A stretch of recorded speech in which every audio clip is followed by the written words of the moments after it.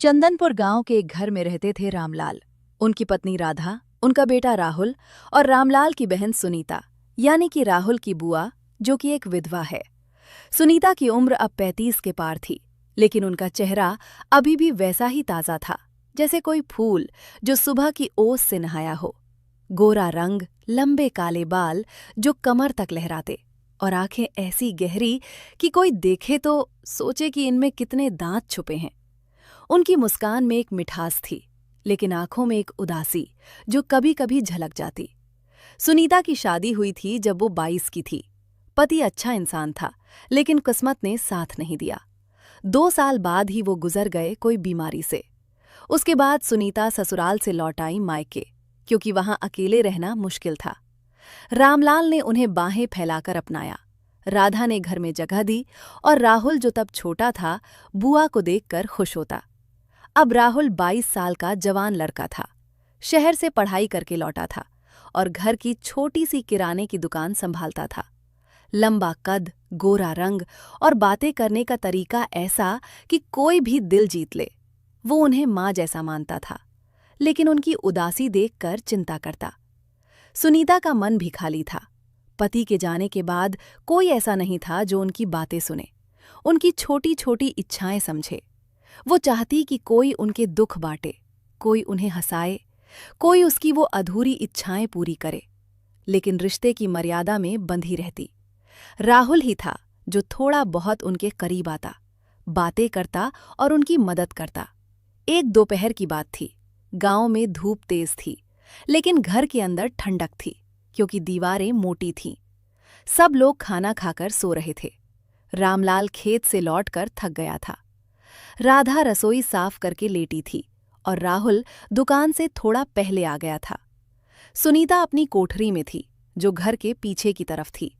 कोठरी छोटी थी, लेकिन सुनीता ने उसे सजा रखा था। एक पुराना पलंग, लकड़ी की अलमारी और दीवार पटांगे, उनके पति की पुरानी तस्वीर। सुनीता पलंग पर बैठी थी, हाथ में एक पुरानी डायरी। वो डायरी उनकी जवानी की थी, जिसमें उन्होंने अपनी शादी की बातें लिखी। वो पहली मुलाकात, वो हंसी जाक और वो रातें जब वो पति के साथ बातें करती रहती। पढ़ते पढ़ते उनकी आंखें नम हो गईं। काश कोई होता जो इन यादों को सुनता, उन्होंने मन ही मन सोचा। तभी दरवाजे पर हल्की सी दस्तक हुई। बुआ, आप हो क्या? राहुल की आवाज आई, धीमी लेकिन साफ। सुनीता ने जल्दी से आंखें पची, साड़ी का पल्लू ठीक किया और बोली, हाँ बेटा, आजा, दरवाजा खुला है। राहुल अंदर आया। उसके हाथ में एक पुराना रेडियो था जो घर का था। रेडियो पुराना था, लेकिन घर में सबका साथी। सुबह भजन सुनने के लिए, शाम को गाने के लिए। बुआ, ये रेडियो खराब हो गया है, आवाज नहीं आ रही, सिर्फ सरसराहट। आप तो पुरानी चीजों को ठीक करने में उस्ताद हो, देखो ना क्या हुआ है। राहुल ने मुस्कुराकर कहा और फर्श पर बैठ गया। सुनीता भी पलंग से उतरकर फर्श पर बैठ गई। रेडियो उनके बीच में रख दिया। वो दोनों मिलकर रेडियो को खोलने लगे। सुनीता की उंगलियां नरम थी, लेकिन काम में तेज। उन्होंने स्क्रूड लिया और पीछे का कवर खोला। अंदर तारें उलझी हुई थीं, धूल भरी। देखो, ये तार ढीला हो गया है, सुनीता ने कहा और उंगली से इशारा किया। राहुल की नजरें सुनीता की उंगलियों पर ठहर गईं। बुआ, आपकी उंगलियां कितनी कोमल है, जैसे रेशम की डोर। मैं तो सोचता हूं कि अगर कोई इन्हें छू ले तो कितना सुकून मिले। राहुल की बात में एक हल्की सी चमक थी, लेकिन सुनीता ने इसे मजाक समझा। बेटा, उंगलियां तो सबकी ऐसी ही होती हैं, तू इतना ध्यान क्यों ना देता है? चल, मैं ठीक कर देती हूं, तू वो बैटरी निकाल। राहुल ने बैटरी निकाली और सुनीता तार जोड़ने लगी।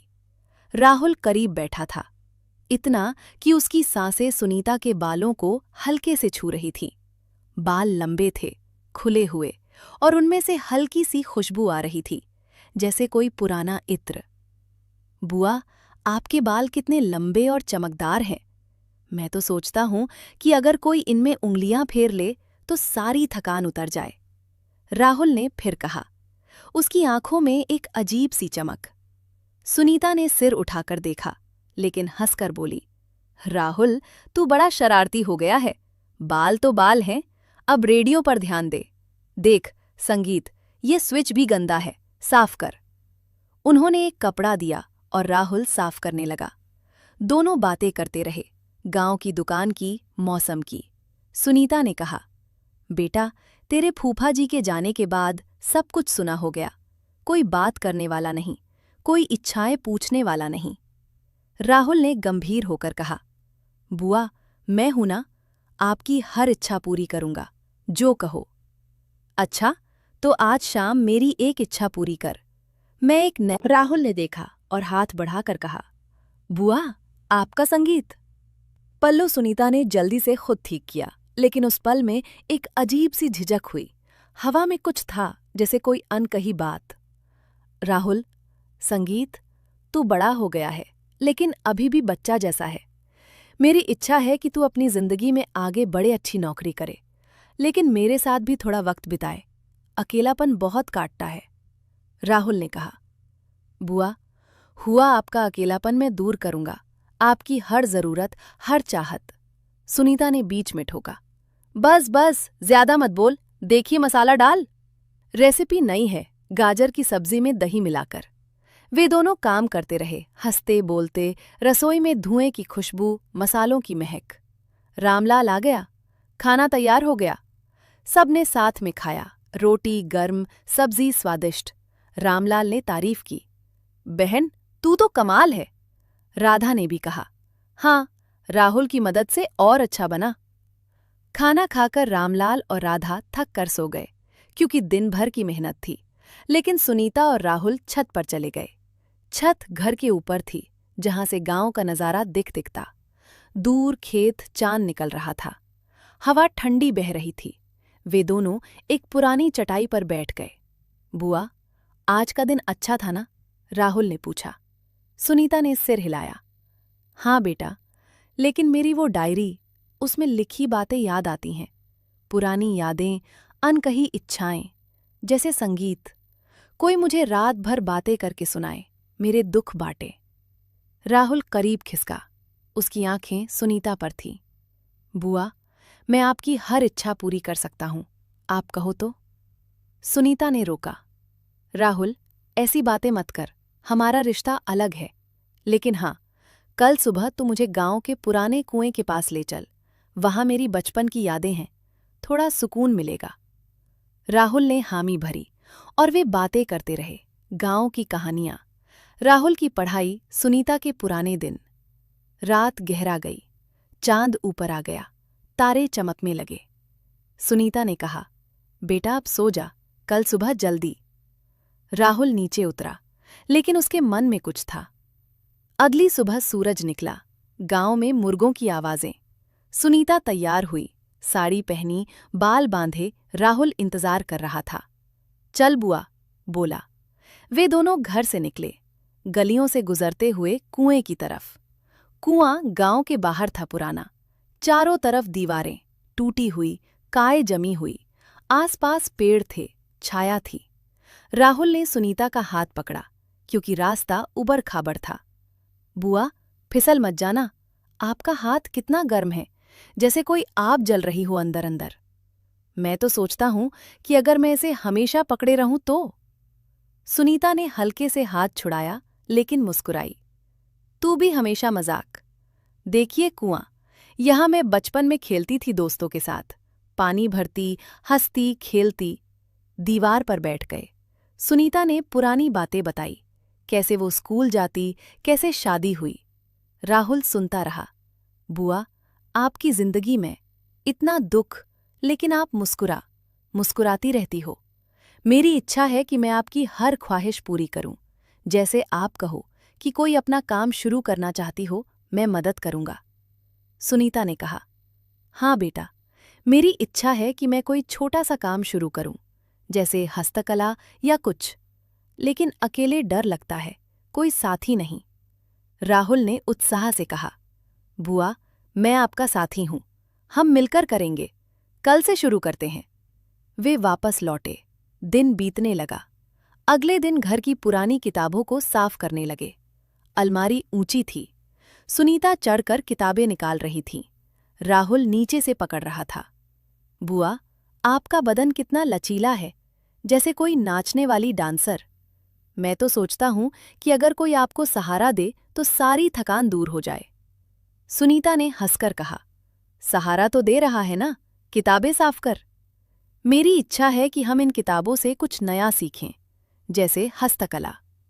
किताबें साफ हुईं और वे हस्तकला शुरू करने लगे। सुनीता कागज से फूल बनाती, राहुल रंग भरता। उनके हाथ आपस में छूते, नजरें मिलती। बुआ, आपकी आंखें कितनी गहरी हैं, जैसे समंदर, कोई डूब जाए तो निकलना मुश्किल। सुनीता ब्लश करती। राहुल, ऐसी बातें, लेकिन हां, मेरे मन में भी एक गहराई है जो कोई समझ नहीं पाता। तू समझता है ना मेरी अनकही बातें। फिर दिन ऐसे ही बीतते गए। वे दुकान पर साथ जाते। राहुल सुनीता को मदद करने कहता। बुआ, दुकान पर आओ, थोड़ा समय कटेगा। सुनीता जाती, ग्राहकों से बातें करती। एक दिन दुकान पर बैठे थे, शाम का वक्त। बुआ, आपकी मुस्कान देखकर ग्राहक ज्यादा आते हैं। मैं तो सोचता हूं कि अगर कोई आपकी मुस्कान हमेशा देखे तो। सुनीता ने टोका। बस, दुकान संभाल। मेरी इच्छा है कि तू अच्छा बिजनेस करे। शाम को आंगन में बैठे गाने गुनगुना रहे थे, पुराने गीत, जैसे आज जाने की जिद न करो। सुनीता, अच्छा इंसान शहर में नौकरी करता है, वह आपको खुश रखेगा, आपकी हर इच्छा पूरी करेगा। सुनीता हैरान रह गई, आंखों में आंसू आ गए। राहुल, तूने मेरे लिए इतना सोचा। मैं सोचती थी कि लेकिन तू तो मेरा सच्चा भतीजा है। राहुल हंसा। बुआ, हमारा रिश्ता हमेशा पवित्र रहेगा। मैं सिर्फ आपकी खुशी चाहता हूं। बात पक्की हुई। सुनीता की दूसरी शादी हुई। नया पार्ट अच्छा था। सुनीता खुश हो गई। राहुल ने घर संभाला, अपनी पढ़ाई जारी रखी। गांव में सबने तारीफ की कि रिश्ते की जो राहुल के पिता नहीं कर पाए, वह राहुल ने कर दिखाया। अच्छा था। सुनीता खुश हो गई। राहुल ने घर संभाला, अपनी पढ़ाई जारी रखी। गांव में सबने तारीफ की कि रिश्ते की जो राहुल के पिता नहीं कर पाए, वह राहुल ने कर दिखाया।